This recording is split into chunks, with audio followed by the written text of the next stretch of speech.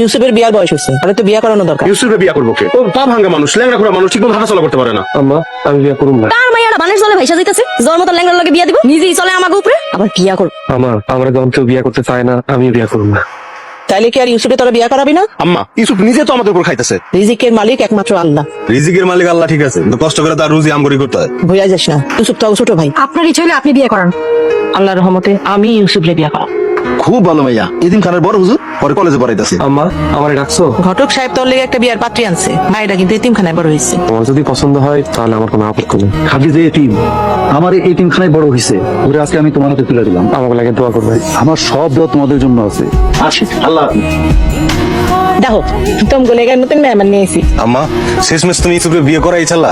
আল্লাহর হুকুম হয়েছে, আল্লাহ ব্যবস্থা করছে, বিয়া হয়ে গেছে। মা শুনলাম মেয়ে নাকি এতিমখানায় বড় হয়েছে। এতিম খানার মাইয়া রে এবারই বউ করে নিয়েছো। একে তো হয়েছে গরিব, তার উপরে এতিমখানায় বলবি, একটু ভালো ঘরের মাইয়া পান নাই, বিয়া করছে এখন বড় কি খাওয়াইব? রিজিকের মালিক আল্লাহ, আল্লাহ যা রিজিকে রাখছে তাই খাও।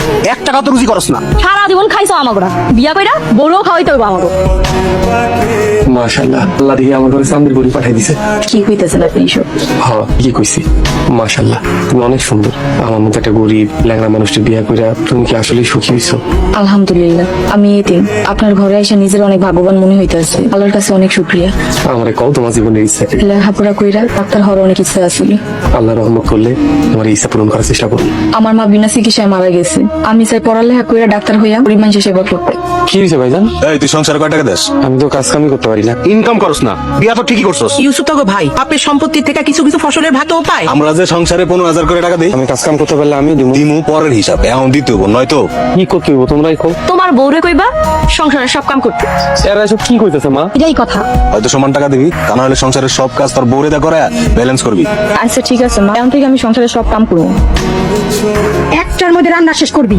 আচ্ছা ভাবি, তরকারি যদি মজা না হয় তোর খবর আছে। ইনশাল্লাহ তোমরা রান্না করার চেষ্টা করুন। এই ফকিনি গুলারে যদি বকা দিই গায়ে লাগে না। শোনো, ইউসুফের বোন নাকি কলেজে পড়ে, ওই না ইতিম খানায় বড় হয়েছে। এতিমখানার হুজুনিয়া বাইতে পড়াইছে, আমি কলেজে পড়ে।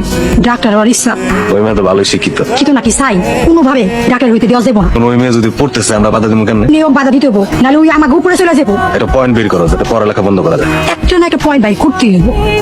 আমি ডাক্তার হইয়া আগে আপনার পায়ের চিকিৎসা করামু, আমারই পা ভালো হইব না। তারপরেও চেষ্টা করতে তো সমস্যা নেই। আচ্ছা ঠিক আছে, চেষ্টা করি। কালকা কলেজে পরীক্ষা, যাইতে পারবো? অবশ্যই পারবা, আমি তোমার কলেজে নিয়ে যাবো। কিন্তু ভাবিরা যদি কিছু কয়? কি করবো, তুমি তো পরীক্ষা দিতে কলেজ যাইবা। ভাবি করে আমার অনেক ভয় লাগে। কোনো ভয় নাই, আমি তো আছি তোমার লাগা। আম্মা, আম্মা, কি হয়েছে? কয়টা বাজে শুনি, এখন পর্যন্ত ছোট মামা নাস্তা দেয় না কেন? ছোট বউ কলেজে গেছে, পরীক্ষা আছে। আমাকে নাস্তা বানানোর রেখে কলেজে পরীক্ষা দিতে গেছে। গেছে কারণ ছোট বউ পড়ালেখা করে। আম্মা তাই বলে সংসারে কাম ফেলাইয়া পড়ালেখা করবো, এটা তো হইব না। তগ বউরা কাম করতে পারে না। আপনার যদি এত দরদ লাগে তাহলে আপনি এই সংসারের সব কামগুলা কইরা আপনার ছোট বড় সুযোগ দেন। বড় বৌমা, তুমি কি আমারই কাম করতে কইতাছো? খারাপ তো কিছুই কয় নাই। তগ মানুষ করছি কি আমি এই দিন দেখার লিগা? তুমি আইসকে ইউসুফরে আলাদা করে দিবা। সুরে আলাদা করে দিব, চলবো কেমনে? কি করবো, কেমনে চলবো, এটা তো আমাকে দেখা লাভ নাই। আজ থেকে তুই তোর বউরে নিয়ে আলাদা হয়ে যা। তোমরা যদি চাও আমি আলাদা হই তাহলে হয়ে যাবো। আলাদা হইলে তুই চলবি কেমনে? আল্লাহ একটা ব্যবস্থা করে দিব। আপনি সংসার খরচ পড়ালেখার খরচ চালাইবেন কেমনে? এটা লয়ে তুমি চিন্তা করো না, যে আমি পারি চালাবো। ইউসুফ, আমি আর অবলগে থাকুম না, না খায় থাকলাম তোর লগে থাকুম।